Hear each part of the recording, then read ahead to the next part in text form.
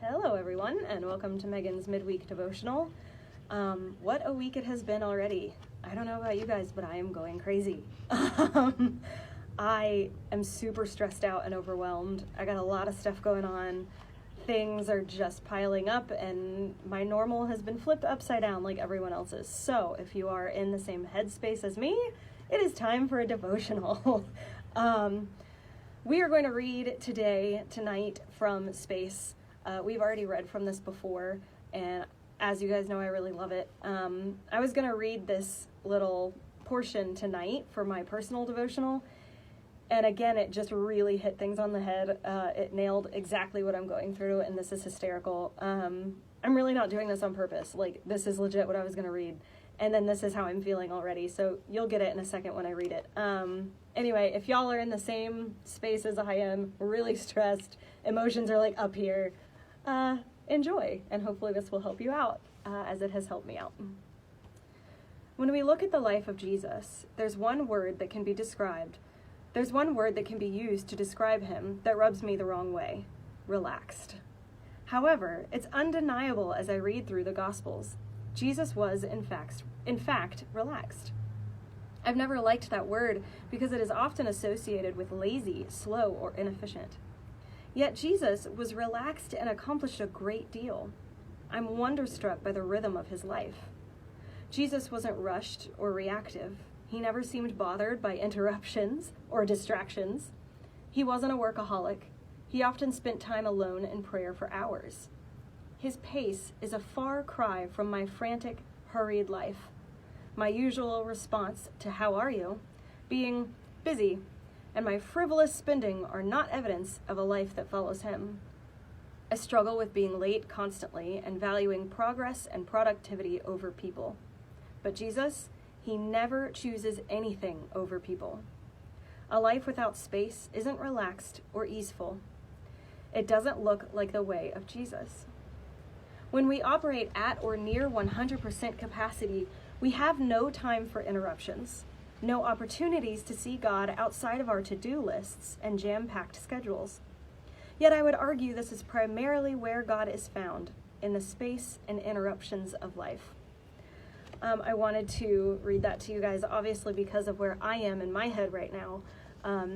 I feel like I'm not alone, and I wanted to share this to hopefully help you guys out a little bit too. Jesus was relaxed, y'all. He was not all the time. Like I normally am, and like I'm sure some of you guys are too. It's really, really, really hard to follow in the footsteps of Christ. Really hard. But one of the things that we are called to do is to follow in the footsteps of Christ, and part of that is to be relaxed, to allow interruptions and to allow disruptions in our lives. An example of the craziness that has been happening today, I've tried to record this devotional like 3 or 4 different times, and each time I've gotten a phone call while I'm trying to record it, and so then my cell phone like automatically stops the recording. That is a interruption that I got really frustrated with.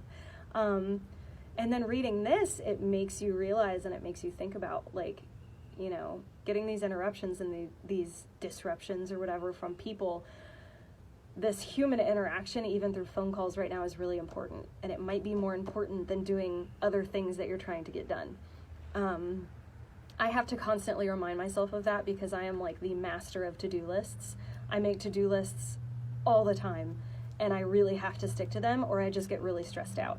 And so this devotional really struck me as really difficult because I need to put down my to-do list and I need to welcome interruptions and welcome distractions sometimes so that I can, sense God's presence and get closer to God.